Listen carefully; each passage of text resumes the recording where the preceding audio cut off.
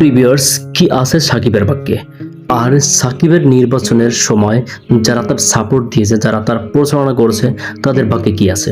বিশেষ করে সৌম্য সরকার বিগত কয়েক বছর যাবৎ ফ্লপ এবং ডাক মেরে যাচ্ছে, তারপরও সে দলে আছে। কোন কারণে? এক হলো সাকিবের নির্বাচনে তাকে সাপোর্ট দিয়েছে, তার হয় সিঙ্গারাকে মিটিং মিছিল করেছে। আর দ্বিতীয় কারণ হলো সে কোর্সের হাতুড়ি সিং এর একদম খুব ভালো কাছের একটা ছেলে।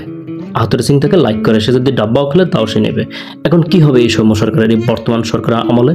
সাকিব তো এমনিতে তো নাই, সাকিব তো কোনো পাওয়ার এখানে খাটবে না, এবং কোর্সও ওইভাবে সে আবদার মেটাতে পারবে না যেমনটা সে পাপনের কাছে মিটিয়েছে। এখন কি হবে? এই যারা সাকিবের নির্বাচনে গিয়েছে, সাকিবের হয়ে সিঙ্গারা খেয়ে ভোট চেয়েছে, লাফালাফি করেছে, যেমন সৌম্য সরকার, তারপর আছে নাজমুল হাসান অপু তো অনেক আগেই আউট হয়ে গেছে। তারপরে আপনারা আরেকটা দেখেছেন যে রনি তালুকদারও কিন্তু সাকিবের নির্বাচনে ব্যাপকভাবে সক্রিয়ভাবে কাজ করেছে। যেমনটা সৌম্য করেছে তেমনটা আমাদের রনি তালুকদারও করেছে, এবং নাগিনও।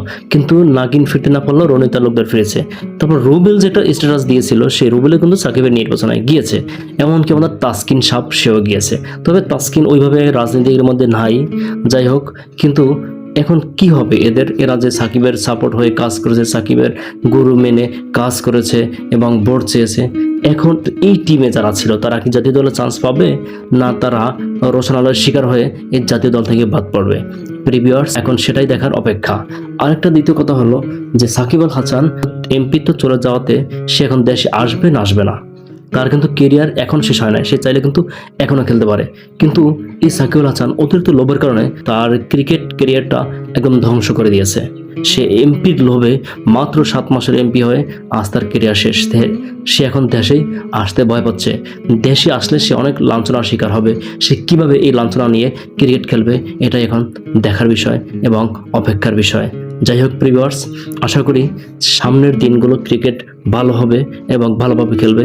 যারা এই দলীয় কারণে যারা ভালো প্লেয়ার চান্স পায়নি, আশা করি তারা এবার চান্স পাবে। যেমন বিজয়, ইমরুল কায়েস, এদের মধ্যে অনেক ভালো ব্যাটার এই দলীয় নীতির কারণে তারা দলে চান্স পায়নি, যেটা আমরা ইমরুল এবং রুবেলের স্ট্যাটাস দেখে বুঝেছি না, আমরা তো দেখেছি। ইমরুলের মতো একটা ব্যাটার সে ওপেনিং চান্স পায় না, বিজয়ের মতো একটা ব্যাটার সে ওপেনিং চান্স পায় না, কিন্তু শুধু চান্স পায় লিটন আর সৌম্য।